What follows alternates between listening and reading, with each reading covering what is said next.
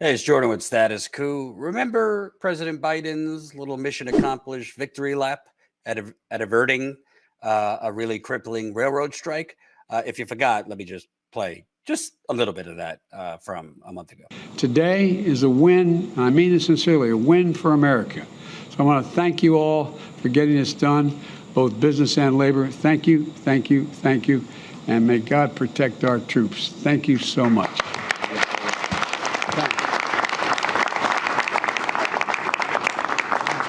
Mr. President, when will the railway be back online? Mr. President, is it premature to celebrate before the unions vote? Sir? Mr. President, grocery prices are up over 13.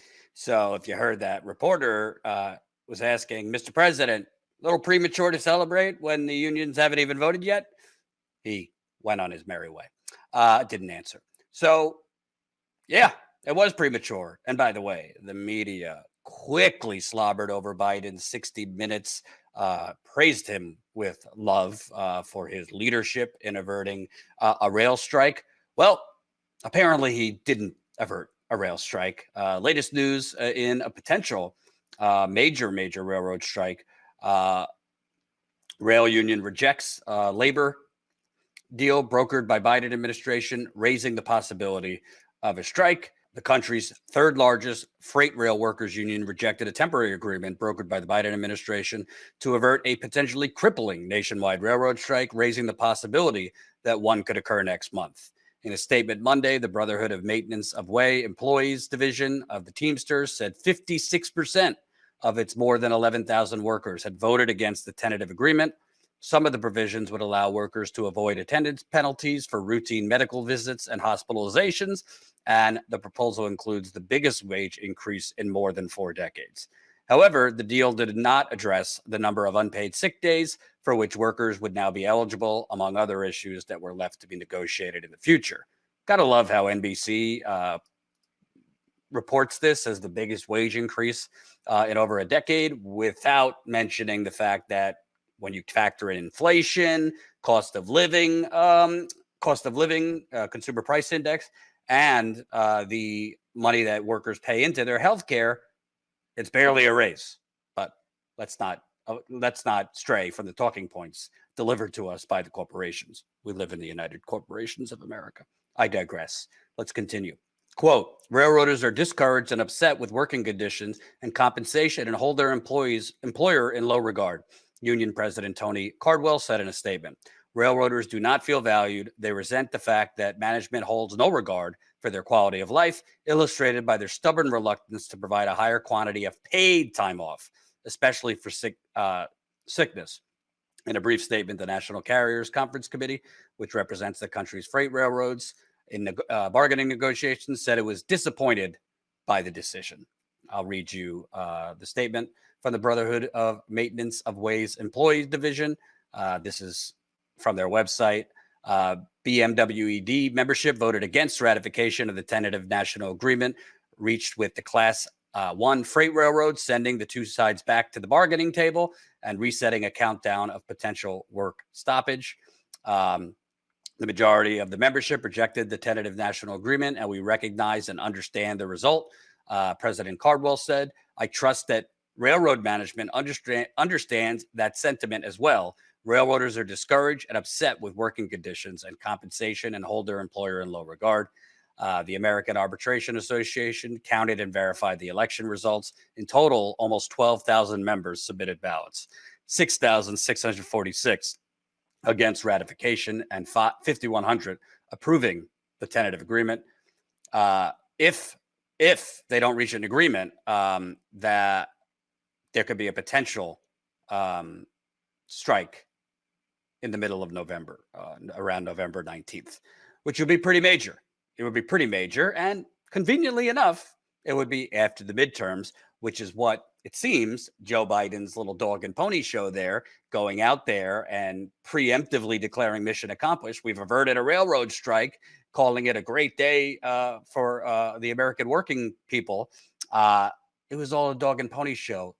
Union man Joe, who's not a union guy, he voted for NAFTA, and he's been crushing unions along with the Democratic Party and the Republican Party his whole entire time in the Senate and White House.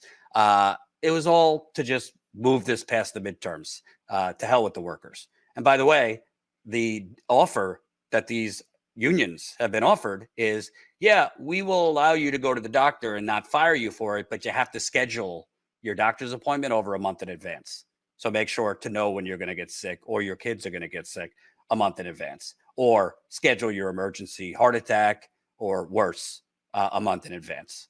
This is what he was putting out there as some victory for the working man and woman. Actually, a railroad worker I spoke with a week or two ago basically said he thinks Biden faked that there was even an agreement in the first place. Let's take a look. You got Biden. He calls himself a union man, but he is selling rump roast as some type of victory. Obviously, the Republicans don't give a damn. But this seems like, I mean, crumbs, really, when... Hey, it got Joe Biden through the midterm and the Democrats to the midterm elections. Mission accomplished. The fact is, I don't believe there was a tentative agreement when he had made that statement when it was announced.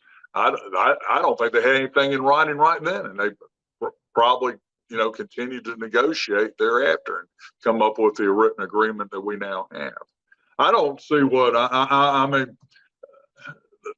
To me, the companies get everything they want. They get automatic bid scheduling.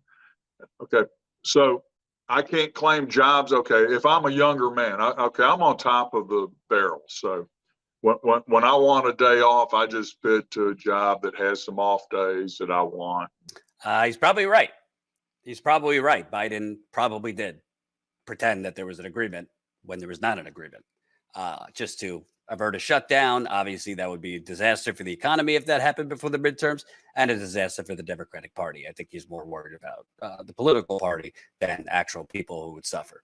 I digress. But what's really amazing about this, the fact that the media sold this, well, it's not amazing, but because the corporate media is just basically the public relations apparatus for both political parties. But what's amazing about this is the media basically declared this over, basically declared that problem solved, and then moved on and did no follow-up reporting.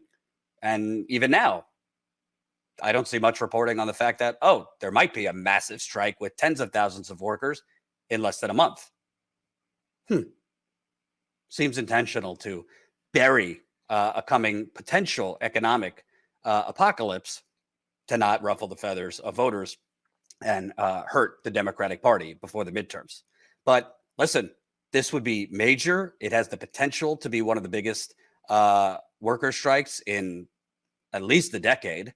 And frankly, it could have a ripple effect to other industries, because if even one or two of the 12 railroad unions go on strike, you're talking about major slowdowns in the economy. Products don't get delivered, potential layoffs in other areas. So this has real ramifications for all of us. And you know what? I hope the workers go on strike if they're going to be offered, technically a 24% increase that in reality is not a real increase. If they're going to be offered, hey, we're not going to give you paid time off, but we'll give you, a couple unpaid days off if you schedule far enough in advance. No. These workers deserve paid time off.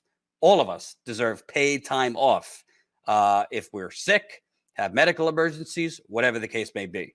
And these workers, they had more leverage before the midterms, but they still have leverage, because at the end of the day, you're headed into after the midterms immediately. How this country works is the presidential election cycle.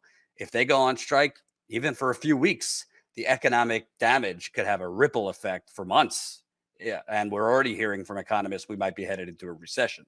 So honestly, the workers have leverage because the politicians will do anything, especially the Democratic Party will do anything to make the situation that is currently bad, i.e. inflation, even worse, which a railroad strike would make it worse and would continue on into 2023 and the presidential election cycle.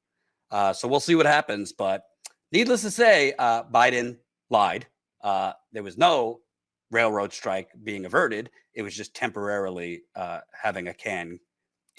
kicking the can down the road was what happened, and he presented it as a great day for America.